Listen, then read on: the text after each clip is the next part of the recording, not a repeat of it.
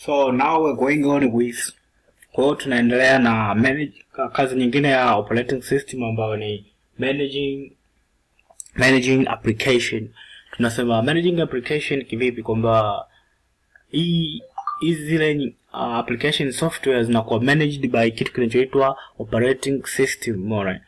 Kwa mfano unakuwa na let's say Microsoft Word, ile kwenye computer inakuwa managed by Windows ambao ndo operating system.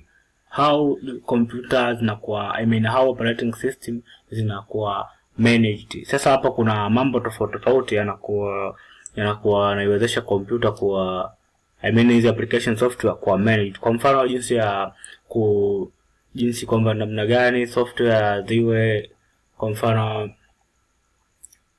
operating system ndio inaamua application gani saizi ifanye kazi, saizi isifanye, saizi itulie, au labda application zipi saizi ndio inatakiwa ziwe executed, ndio hivyo kufanya kazi yani. Unaona? Let's say inaweka utaratibu, let's say software fulani ikiwa inafanya kazi, ikija software hii inaacha ile iliyokuwa inafanya kazi, inaacha inakuja nyingine. Umeona?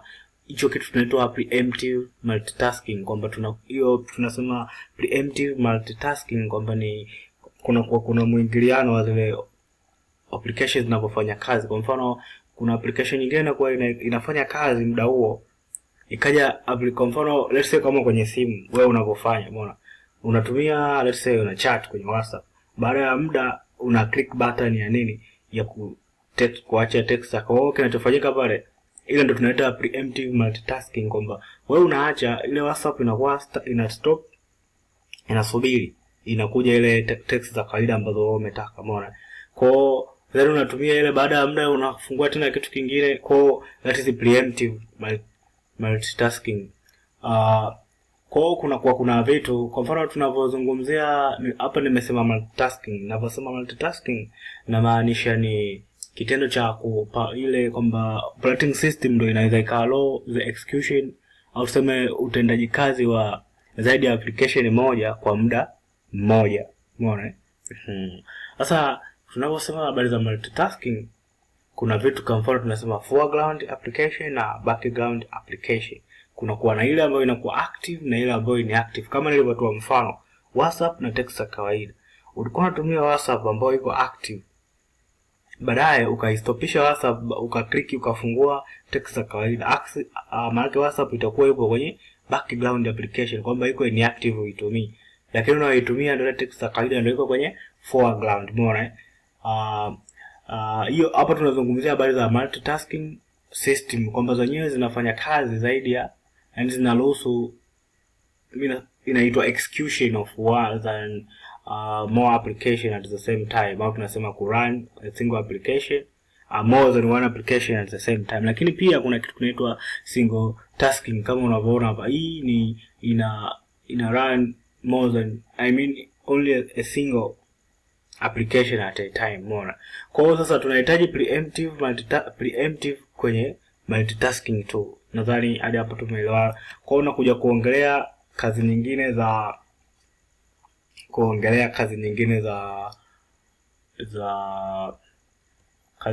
za hii operating system ambayo tunasema ni kufanya memory management. Kwa hiyo hii operating system inaamua which program inatakiwa saizi kakae kwenye memory, au program gani inatakiwa itoke kwenye memory ili ku be executed. Kwa hiyo the same thing, kwamba na memory inakuwa allocated, how memory is being allocated to the application program. Kwa hiyo zile programs zinakuwa jinsi gani memory zinagawanywa kwa zile program ambazo zinatakiwa ziwe executed au ziwe run, yani zifanywe kazi na processor. Umeona? Kwa hiyo hii operating system hiyo ni kazi yake.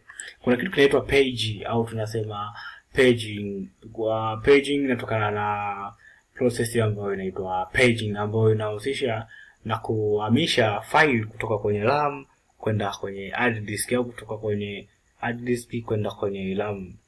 The process of transferring between RAM and the hard disk is known as paging. So a page is a file or is a content that, kwamba ni kile kitu ambacho sasa kinasafirishwa kwenye ile page. Pages zinakuwa ni programs, yani page, tunaposema page ni kama tu maelezo ya Kwa mfano nini kifanyike kwenye, yani maelezo ile program ndio yanakuwa inaitwa page. Kwa hapo bado basically tunaongelea how computer, operating system inaweza ikafanya management ya memory. Pia operating system kazi yake nyingine ni ku manage output and input devices. Kwa ina manage kwamba tumesema yenyewe inamsaidia user kuweza kuinteract na computers, ndio hivyo. Kwa hiyo operating system, kwa computer nao OS kazi yake kubwa ni hiyo, inatumia drivers kufanya hizo, ambapo drivers zinakuwa na information kuhusiana na kuhusiana na input au output devices zote. Kwa drivers ndio zinatunza hizo information, na operating system inazitumia hizo drivers ambazo zipo kama ni utility programs.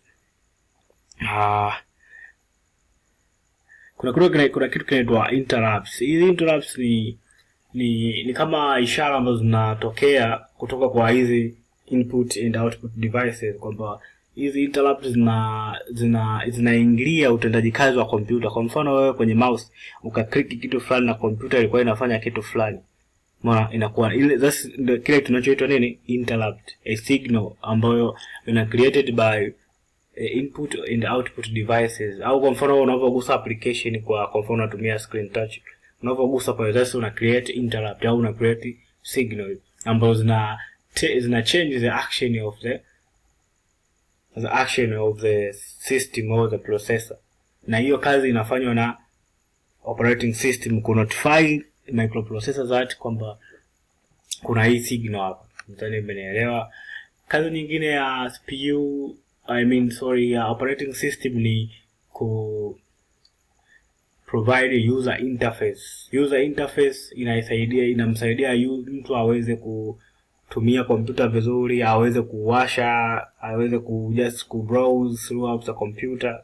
Sasa kuna aina 3 za msingi za user interface, ambapo tuna graphical user interface, na menu driven user interface, na command line user. Kwa hii hapa unaiona hapa ni menu driven user interface, kwamba inakuwa inampa user menu. Kama unataka ku WhatsApp unaandika menu ya WhatsApp, hii menu ya Facebook, hii menu ya nini, umeona. Lakini hii graphical unaweka icon, kama icon ndio kama tunazotumia size zetu, zina icon pale. Menu ya WhatsApp, icon ya WhatsApp unaona pale kile kidado cha WhatsApp, icon cha Facebook, umeona. Hiyo ndo graphical user interface, kwamba inatumia icons. Alafu hii inatumia menus, unakuwa umepewa kabisa menu. Alafu hii tunapozungumzia command line, kwamba kuna kuadjust, unapewa mistari tu yenyewe, una type wewe, unaelekeza kompyuta. Hii mara nyingi wanatumia sana watu wanaosoma IT, computer science, programmer, kwa watu wenye uzoefu na skills za kompyuta sana. Hizo ni kazi za operating system ambazo zinafanya. Kwa mara nyingi sana operating systems zinakuwa ziko installed kwenye computer unapokuwa umeshanunua, na kama nilivyosema toka mwanzo, Microsoft Windows ndio inatumika sana kama operating system. Pia sio hiyo tu, kuna operating system nyingine kama macOS ambayo inatumika kwenye hizi PC za Apple. Tuna nyingine zinaitwa, kuna hizi MC-DOS, tuna Linux,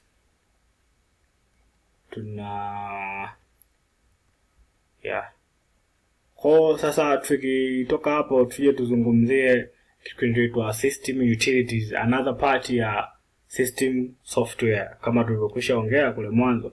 Sasa hii system utilities, hizi ni just a program ambazo zinakuwa essential, tuseme zinakuwa na umuhimu fulani kwa ajili ya kufanya management ya computer. Sasa zile program ambazo zinasaidia kufanya backup ya computer, pia zile program ambazo zinafanya ulinzi, kwa mfano antiviruses, na zile program ambazo zinatumika kufanya compressing ya file, yani kupunguza size ya mafaili ambayo yanakuwepo kwenye computer.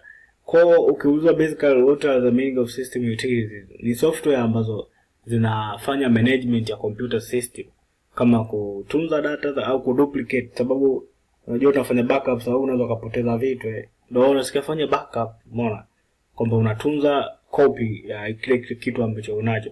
Pia hizi system utilities zinasaidia katika kufanya protection, kwa kutumia hizo antivirus. Kuna kitu kingine cha msingi, kuna backup software ambazo nitakiwa uzijue. Tunaposema backup, kama nilivyosema, unachukua a copy ya kitu ambacho unacho then unakitunza. Lakini pia kuna aina za kufanya backup. Kuna hiyo full backup na incremental backup.